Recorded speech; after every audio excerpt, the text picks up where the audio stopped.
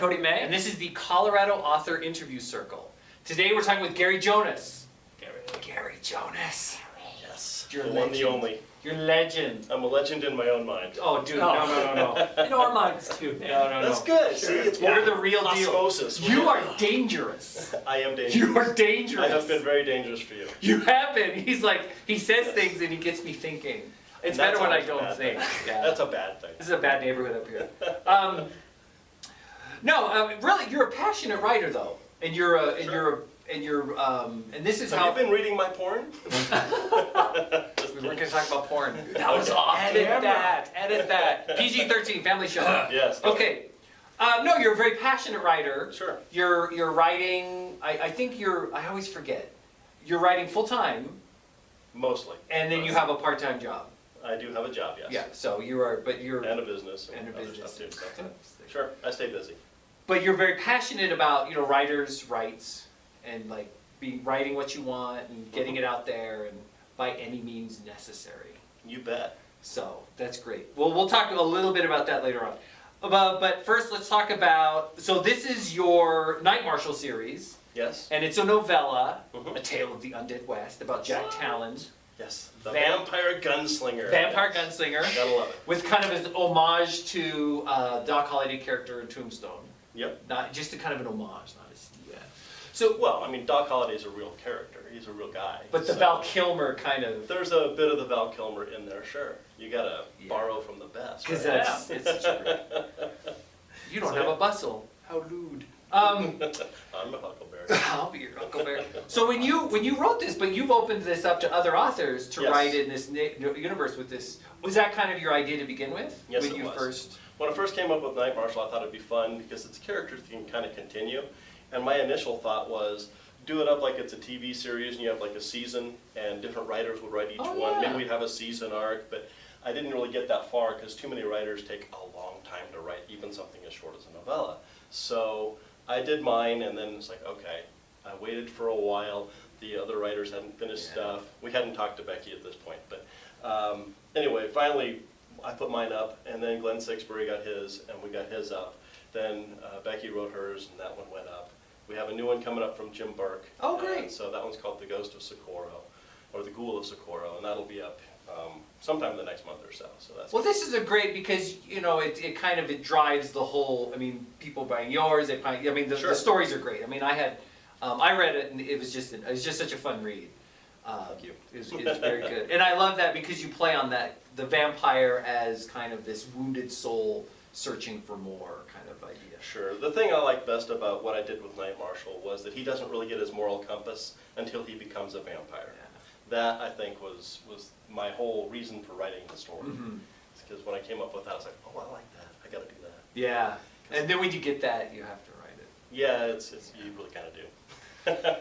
So that's the Night Marshal series. Do you have any questions? Not quite yet. Not quite yet. Just Good. keep them. Yes. Well, okay. We'll take questions for the later. Night Marshal series, we interviewed Rebecca Hodgkins earlier about it, and I asked her what it was like taking someone else's character and doing what you want with it. Did they ever do that? So sounds the question is, did they ever do something you're like, oh my god, I can't believe they did that? Yeah, how is It has it happened. giving up your There character? have been a couple times where I've had to rein a few people in, saying, no, you got to think more Clint Eastwood, not Jim West from Wild Wild West. Okay, it's got to stay a little darker. Okay, Stay a little darker. a little darker. So I like that series to stay a little more Sure, edgy. edgy. I mean, do you feel? I don't want to say jealous, but I guess jealous if someone were to maybe do a better job at portraying your character. Oh, than you yeah. have. Actually, that's a very good question. Okay. And no, I don't feel jealous at all. Really?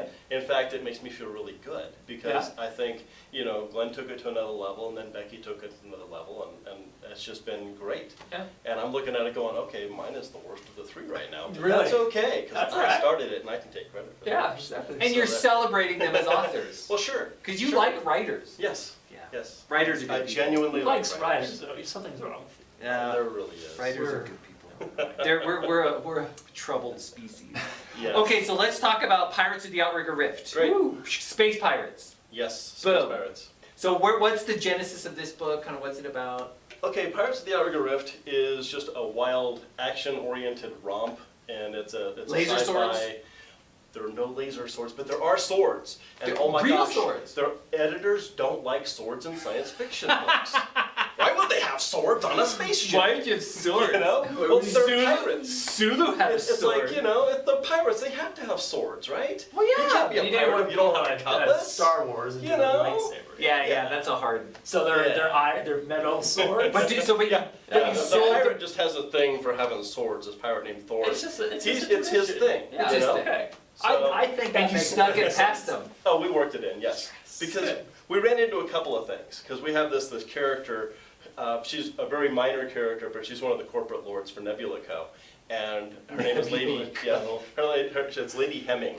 And they always hollow in from whatever planet they are to have their meetings. And she's on safari, and so when she hollows in, she's wearing a pith helmet. And editors are like, why is she wearing a pith helmet? That's just distracting.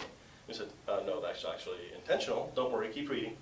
You know? And of course, we had her get wilder and wilder with her costumes as things went on. So when they say tone it down, no, we're going the opposite We're way. toning it. And so we kind of did that with the swords as well. So we had this scene that I just had a blast with, where one of the characters is issued a sword with his pirate stuff. He's like, a sword? Really? Really? You know, come on. I have my blaster and you You have a know? sword. Yeah. What are the guns So we called? play with that.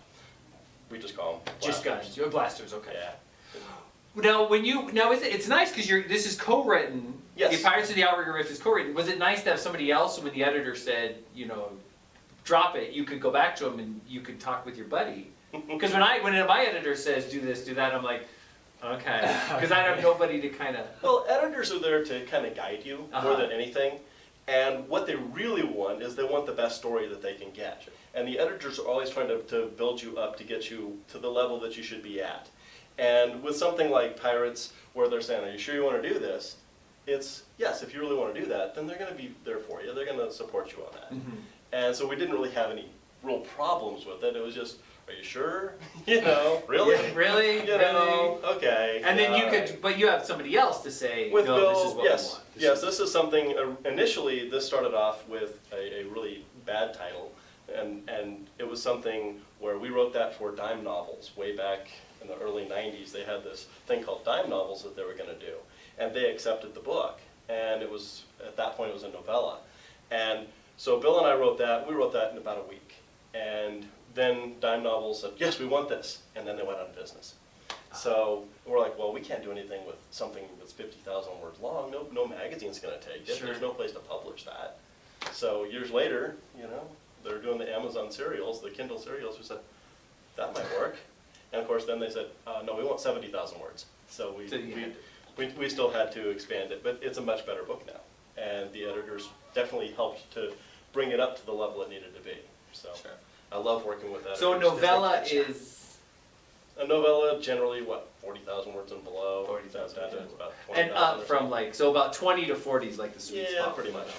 I think 80 nowadays is kind of the minimum Yeah. for a A novel? Yeah. No, you can do 50,000 is considered a novel. 50 or above. And Yeah. what is 120 is about? Yeah, don't- it's tax, don't- you know, 120,000 is 120. worth. It's like it's time to cut. Yeah, yeah. unless it's my book. So yeah, It's you'll never time be able to to publish add. it. But yeah. Make it bigger. Make it bigger. So I I'm always gonna be ask George about. Martin. I always ask about writing process, but in Sure. this case, Process. we've interviewed Warren Hammond, who wrote the Cop Cop, books, yes. Ex-Cop and Cop Killer Good books. trilogy, and he had to create a whole new world. What about you and Bill creating this worlds, I'm guessing, for Pirates Oh, of the sure, Outrigger Rift? sure. There are worlds involved on this, and most of it is the question, you have to set certain things when you're doing the world building. Uh-huh. You have to know, how long is it going to take to go from planet to planet? Is this like some sort of a system that you're dealing with? There's man space, there's the Out Yonder, there's all these different areas that we have. We're kind of thinking of the series as the Out Yonder series. So we'll be That's great. exploring different worlds and showing more about not just the corporate angle, which was kind of what was coming up with Pirates, because you have the pirates raiding the corporate traders and Yeah. stuff like this. So, but everything else, you have to know on the different worlds, what kind of agriculture do they have? What kind of how does the whole thing work? Yeah. What How does do a people make beer a living? taste like? The beer tastes great. Always. You know that. And so this is a series, so this is book one of the That's series. book one. Book two is what we're working on right now, and the tentative title is Free Trader's Fortune. So, Oh, great. And so that'll be out, hopefully. hopefully. It'll be out. But you can start now Yes. Yeah. with start your now. Space Pirates. It's a standalone book. Each one will stand alone, but if you've read the others, then obviously Sure.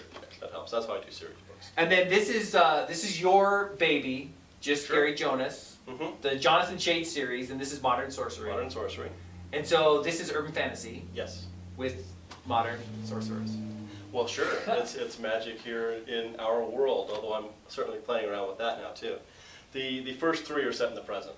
And so those are the three that are out. The one I'm working on right now, I throw So, them back to ancient Egypt. So we're Modern, having modern fun. sorcery, Modern Sorcery, then Akron Highway, Akron then Highway. Dragon Gate. and then Dragon Gate. And So the three. So the one I'm almost done with is called Anubis Nights, and that's Same characters or different same characters? But they time travel, magical time travel? yes, yes. Back to the Yes, Egyptians. this guy named Kronos shows up and just to send him back to deal with a sorcerer who's kind of split himself into three parts, and he's like trying to change history. So. And this is published through, well, this is 47 North, 47 North on Pirates, which is Amazon Science Fiction Line. and then the Jonathan Shade is... The first three are through Sky Warrior Books. Uh-huh. And that's Maggie Bonham's company up in Montana. Okay. And then from then on, my plan is to do the rest of them myself. Going rogue. Gotta go. Going indie. off Gotta reservation. go indie. I had too much fun doing Night Marshal where I control everything, the cover and Yeah. everything. So I like that. And it is not, now and you're gonna be paying for editing. Yes. Now, do you ever worry that when you pay for editing, they're doing it for money, right? Right. Of course. So do you ever kind of worry, what if you hire somebody and they're not quite... They don't even edit it. Oh, fit. I don't have to worry about that because the editor, Andrea Howe, who did the first three Shade books, I'm gonna Oh, hire she's gonna her. do her. She Oh, loves- that's perfect. She already loves my work. I figure I'll hire her. And that's good. great, She- that's what you want. She keeps me honest. You Yes. know? Not And only that's does a she good fix editor. the grammar and add all the commas, and I don't have to pay her extra for each comma, because I'm horrible with commas, but, also she catches me on stuff where it's like, you just, in the second book, you mentioned that That's great. such and such. Wow. That's great. Oh my goodness. That's what you Can want. I have your Keen editor notes? right now, yeah. That's That's what you crazy. want. It's great. I like commas because I like the pregnant pause. And then I take them out.